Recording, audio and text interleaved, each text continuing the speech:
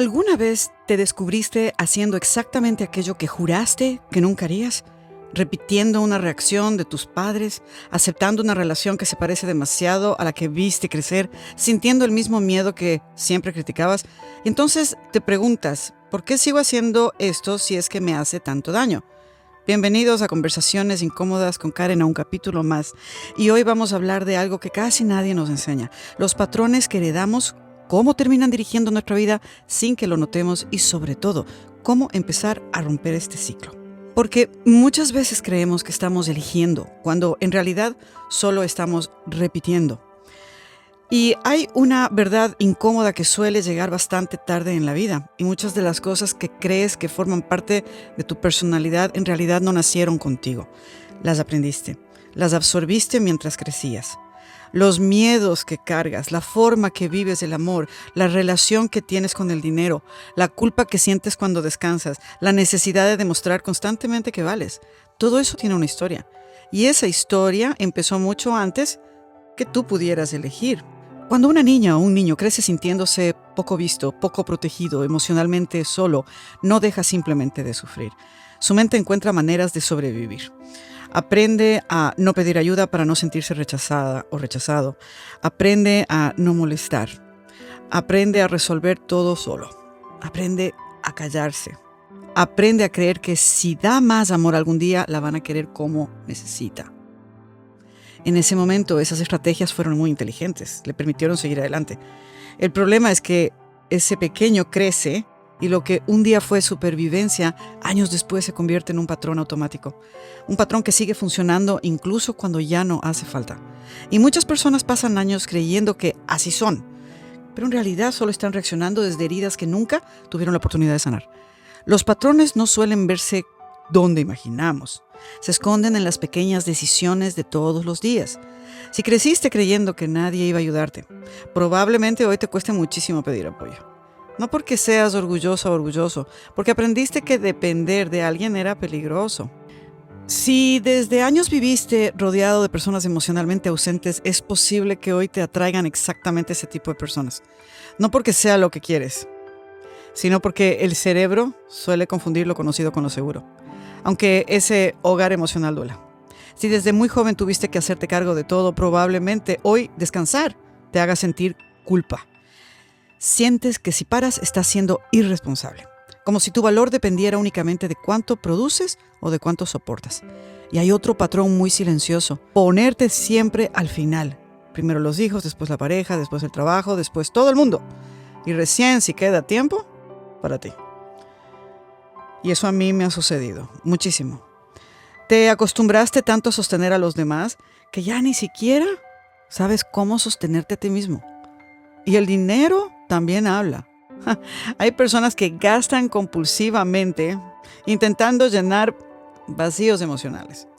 Y otras que no pueden gastar ni un peso en ellas mismas porque sienten muy en el fondo que no lo merecen. Nada de esto aparece por casualidad. Todo tiene una raíz.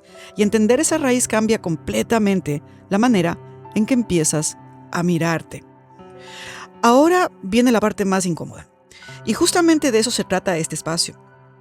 Tú no elegiste la familia donde naciste, no elegiste las ausencias, no elegiste los miedos que absorbiste, no elegiste las heridas, nada de eso fue tu culpa. Bueno, de todas maneras, existen ciertas formas de pensamiento a nivel, digamos, no orientales, no necesariamente occidentales, donde se piensa que uno, antes de venir a este mundo, uno sí pudo haber elegido dónde vivir, familias, relaciones, etcétera, etcétera, justamente para aprender, para evolucionar. Obviamente tal vez nosotros no recordemos eso y nos estamos quejando de que por qué.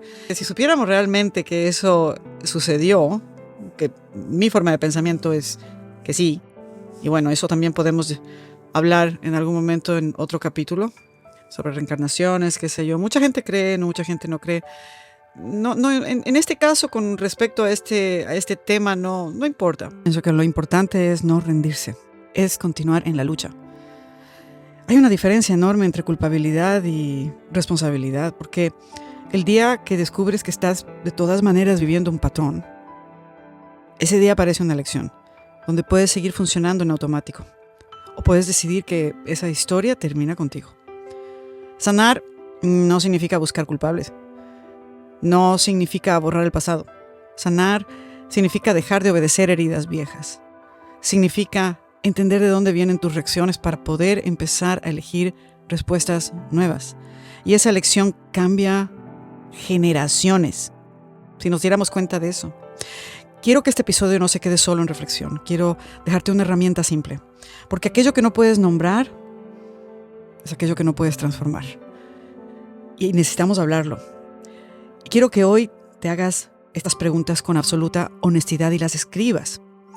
La primera es, ¿dónde estoy aceptando algo que en realidad ya no quiero aceptar? ¿Dónde me estoy dejando siempre para después? ¿Qué sientes en tu cuerpo? ¿Dónde siento culpa por descansar? ¿Qué parte de tu cuerpo te está diciendo algo? ¿Por invertir en mí? ¿Por pedir ayuda? ¿Qué sientes? ¿Qué siente tu cuerpo? ¿En dónde? ¿Tu estómago, tu cabeza, tu garganta? Hazte estas preguntas. Y después, la pregunta más poderosa. ¿Esto realmente lo elegí o simplemente lo aprendí? No para quedarte atrapada en el pasado, ojo, sino para darte, quizás por primera vez, la posibilidad de elegir algo diferente. Hay una frase que me gusta repetir cuando siento que aparece un patrón antiguo. Lo reconozco. Y dice así: veo lo que viví. Entiendo por qué aprendí a hacerlo así. Pero eso ya no define quién soy yo. Hoy elijo ser diferente. Cada vez que haces consciente un patrón, le quitas un poco de poder. Y eso ya es comenzar a sanar. Despertar no siempre se siente bien. A veces duele, porque implica ver cosas que durante años evitamos mirar. Pero también libera muchísimo. Y cuando entiendes que tú no eres tus heridas, dejas de pelearte contigo mismo. Lo que no te protegieron cuando eras niño, hoy puedes empezar a protegerlo tú mismo.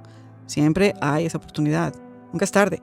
Pero con límites, con amor propio, con decisiones distintas. Porque hay una frase que resume todo este episodio.